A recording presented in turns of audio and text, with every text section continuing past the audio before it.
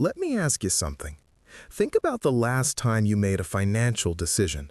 Bought a stock, sold one, moved money around, maybe jumped into something because everyone online was talking about it. Now ask yourself honestly, did you make that decision because the data told you to, or because something in your chest told you to? Because here's what nobody in the finance world wants to admit out loud. Most people aren't losing money because they picked the wrong stocks. They're losing money because they picked the wrong moment to listen to themselves. Write in the comments where you're watching from and what time it is. I genuinely want to get to know who's on the other side of this screen. And if this video helps you see something you've never seen before, do me a favor and subscribe and hit like. It costs you nothing, and it means everything for this channel. And that distinction, that tiny, uncomfortable distinction, is what this entire video is about. You've been told the market is your enemy, that inflation is your enemy, that the economy, the Fed, the big institutions, they're all out to get you. And maybe there's some truth in that. But the enemy that's costing you the most money right now, it lives inside you. It sounds like logic, it feels like instinct, and it almost always shows up at exactly the wrong time. Stay with me, because by the end of this, you're going to see your own financial behavior in a way you've never seen it before, and you're not going to be able to unsee it. Before we go deeper, if you haven't subscribed yet, now's actually the perfect moment. This channel is built for people who are tired of surface-level financial content. Real talk, real psychology, real behavior. Hit subscribe, it's free, and you'll never miss a video like this one. Here's what most people think the problem is. They think they just need better stock picks, better timing, a smarter strategy, maybe a better app, a better newsletter, a better guru to follow. They think if they could just find the right information, everything would click and they'd finally start winning. And look, I get it. That's the story we've all been sold. The financial media runs on it. Every platform, every influencer, every top 10 stocks for this quarter video is built on the assumption that the problem is information, that if you just knew more, you'd do better. But study after study, and honestly, just looking at real people's real portfolios tells a completely different story. Dalbar, a financial research firm, has been tracking this for decades, and what they keep finding is brutal in its simplicity. The average investor consistently underperforms the very funds they invest in, not because the funds are bad, because the investor keeps getting in and out at the wrong times, buying high because excitement told them to, selling low because fear told them to. The information was right there, the opportunity was right there, and they still lost, not to the market, but to themselves. That's not a knowledge problem, that's a psychology problem, and until we're honest about that, all the stock tips in the world won't save us. So let's talk about what's actually happening inside you when you make a financial decision under pressure. There's this cycle, and once you see it, you'll recognize it instantly. It goes like this. Something starts going up. Could be a stock, a crypto, a fund, whatever. It starts going up, and at first you notice it, but you don't act. You watch. Then it keeps going up, and now people are talking about it. Your coworker mentions it. You see it on Twitter. Someone in a Facebook group posts their gains. And something shifts in you. A quiet pull. A low-grade excitement that starts to feel a lot like conviction. So you buy. And for a moment, sometimes a day, sometimes a week, it feels like you made the right call. Maybe it goes up a little more and you feel like a genius. And then it turns. Slowly at first, then faster. And now the same people who were talking about how great it was are suddenly quiet. Or worse, they're panicking. And that excitement you felt, that thing that felt like confidence, starts to curdle into something else. Doubt, then anxiety, then fear. And at some point, you sell. Maybe at a small loss, maybe a big one. You tell yourself you'll be smarter next time. You'll wait for a better entry. You'll do more research. But you won't. Because next time, the cycle will start again. And your brain, which is genuinely trying to protect you, will convince you that this time is different. That's the fear and greed cycle, and it's not a character flaw. It's actually your brain doing exactly what it evolved to do. We are wired to follow the herd when there's excitement, and to run when there's danger. That instinct kept our ancestors alive on the savannah. In the modern financial market, it quietly bleeds us dry. Here's what makes it even more insidious. The emotions don't feel like emotions. Fear doesn't show up and announce itself as fear. It shows up as rational concern. It says things like, "This doesn't make sense anymore," or "I should cut my losses," or "Something feels off." And greed doesn't feel like greed either. It feels like insight, like you finally figured something out, like this is your moment. That's why it's so hard to fight. You're not fighting a feeling that feels irrational. You're fighting a feeling that feels completely reasonable. And this is exactly where the tape comes in.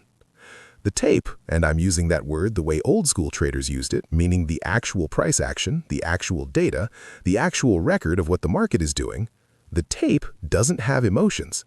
It doesn't care what you feel. It doesn't care what you heard on a podcast or what your gut is telling you at 11 p.m. on a Tuesday.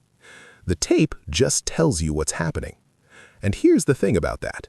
It's usually trying to tell you something long before your emotions catch up. When everyone is euphoric and buying, the tape often starts quietly showing weakness, distribution patterns, slowing momentum, volume dropping off. When everyone is panicking and selling, the tape often starts quietly showing accumulation, smart money coming in, prices holding levels they shouldn't be able to hold. The tape is telling the truth. Your emotions are telling a story. Learning to read one over the other, that's not just a trading skill. It's a life skill. It's the ability to pause between stimulus and response and ask, what is actually happening here versus what does it feel like is happening? And that gap, that tiny pause, is where every good financial decision is made. If this kind of conversation is what you've been looking for, real, grounded, psychology-first financial content, make sure you're subscribed. There's a lot more coming. Hit the like button while you're at it. It genuinely helps more people find this channel. Here's where the mindset shift lives.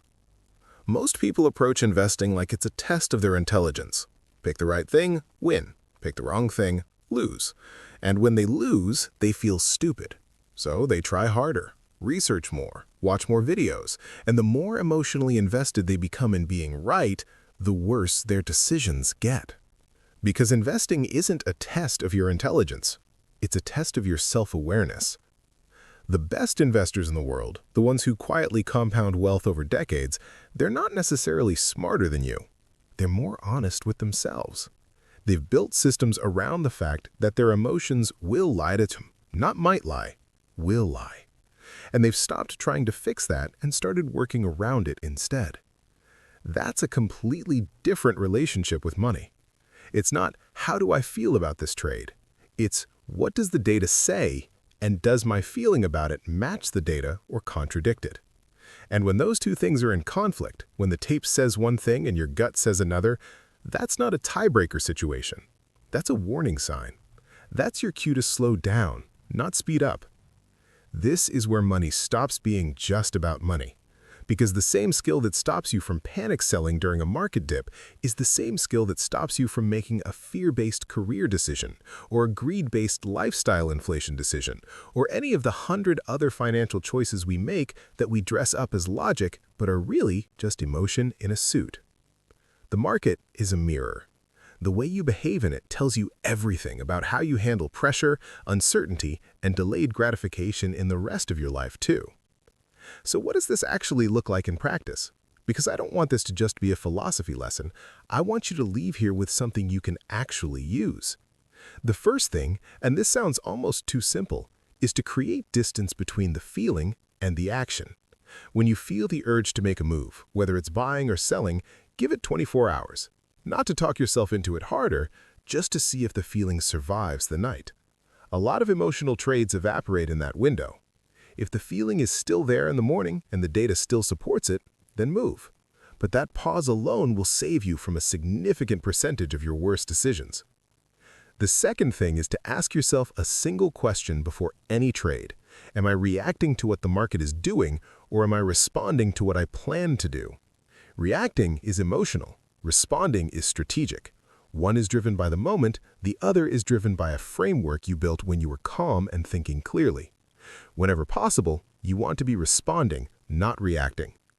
The third thing, and this is maybe the most practical of all, is to build a pre-written investing policy for yourself. Not complicated, just a simple document that says, here's what I buy, here's why, Here's what would make me sell, and here are the conditions I'm willing to act under. Then, when the market gets wild and emotions run high, you don't have to think. You just check the document. Does this situation match my exit criteria? Yes or no? That removes you from the equation in the moments when you're most dangerous to your own portfolio. None of this requires you to become an expert trader. It requires you to become a little more honest with yourself, which, honestly, is harder, but it's also the only thing that actually works. I want to leave you with this. You are not broken because you've made emotional financial decisions. Every single person who has ever touched a market has done it. The people who look like they have it all figured out, they've panic sold, they've FOMO'd in at the top, they've held something too long because hope felt better than reality. The goal was never to become someone who doesn't feel anything. The goal is to become someone who feels everything and still chooses to act on what's true rather than what's loud. The tape will always be there, telling the truth, quietly, without drama, without panic. It doesn't care about the news cycle or the Twitter thread or the feeling in your stomach at midnight. It just shows you what's actually happening. And the more you practice listening to it, over the noise, over the fear, over the excitement, the calmer you'll get. Not just about investing, about money in general, about the future, about your ability to build something slow and real instead of chasing something fast and fragile. Progress doesn't have to be loud. It just has to be consistent. If this video gave you even one thing you didn't have before, one question to ask yourself, one moment of recognition, then it did its job. Subscribe to the channel if you haven't already, leave a comment, tell me where you're watching from, what hit home for you, and like the video if you want more people to find it, because that's genuinely how this works. Take care of yourself. The tape's not going anywhere, and neither am I.